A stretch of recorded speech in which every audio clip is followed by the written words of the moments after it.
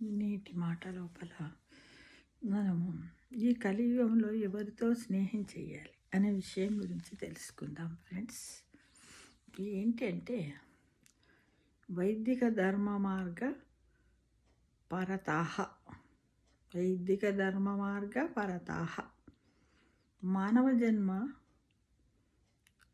విప్రత్వం ఇవి లభించటం నిజంగా వరమే. అయితే ఈ లక్షణాలతో ముందుకు పోయినప్పుడే ప్రయోజనం పొందుతాం. నా దగ్గర సరైన మందు ఉంది కదా అని కూర్చుంటే రోగము తగ్గిపోతుందా? ఆ మందు సేవిస్తేనే కదా ఉపయోగం. అలాగే పై లక్షణాలు కలవాడు ముందుకు పోవాలంటే ఏమిటి మార్గం? వేదాలు చూపిన ధర్మమైన మార్గంలో ముందుకు నడవాలని నిష్ట ఉండాలని అంటున్నారు పెద్దలు.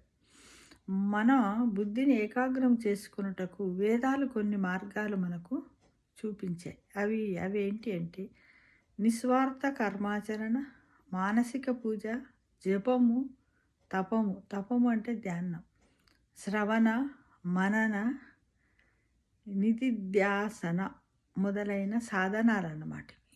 ఇన్నిటిని సాధించినట్టయితేనే మనము ఒక మంచి స్నేహితుడిని పొందుతాం. ఇవి సక్రమముగా ఆచరించినప్పుడు మన అంతరంగము పరిశుద్ధమవుతుంది. మనస్సు శాంతించి ధాన్యానుకూలం అవుతుంది. భగవంతుని పట్ల ఏకాగ్రత కూడా కుదురుతుంది.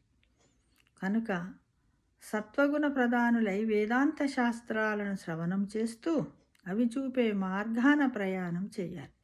అట్టి మనోబుద్ధులు కలిగి ఉండటమే గొప్ప అదృష్టం.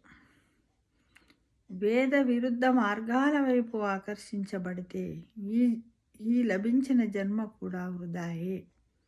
వేదాలను, వేదాంతాన్ని, భగవద్గీతను ఎగతాళి చేసే వారితో చేరకూడదు. ఎప్పుడైనా ఏదైనా భగవంతుని గురించి చర్చించుకునేటప్పుడు స్నేహితులు, బంధువులు, మిత్రులు దొరికితే అంతకన్నా అదృష్టం ఇంకేముంటుంది? ఆ దొరికినటువంటి మిత్రులే కానివ్వండి, బంధువులే కానివ్వండి, స్నేహితులే, వీళ్ళందరూ కూడా మనము చెప్పే విషయాన్ని చక్కగా విని వారు కూడా వారి అభిప్రాయాన్ని కూడా వెలుబుచ్చినట్టయితే మనకు చాలా సంతోషంగా ఉంటుంది. అప్పుడే మనకు నిజమైనటువంటి మిత్రులు దొరికిందని మనము సంతోషపడాలి కదా ఫ్రెండ్స్. కానీ కొద్దిమంది ముందు మనం దేవుని గురించి చాలుతీవా, ఏం చెప్తాడు ఆయన దగ్గర, ఆయన పలకరించిందంటే చాలు, ఇక మొత్తం ఏదో దేవుడు అంటాడు, ఆధ్యాత్మికం అంటాడు, ధ్యానం అంటాడు, ఇవి అని చాలామంది విసురుకుంటారు. అలాంటి వాళ్ళ ముందు కూడా మనం భగవంతుని గురించి మాట్లాడి భగవంతుని చులకన చేసే వారి ముందు మనము దైవం గురించి, దేవుళ్ళ గురించి మాట్లాడకూడదు. ఎందుకంటే మనం అలా చేయడం వల్ల, దేవుళ్ళను విమర్శించడం వల్ల ఇంకా కొంత పాపాన్ని కట్టుకుంటాం అనే విషయాన్ని కూడా తెలుసుకోవాలి ఫ్రెండ్స్.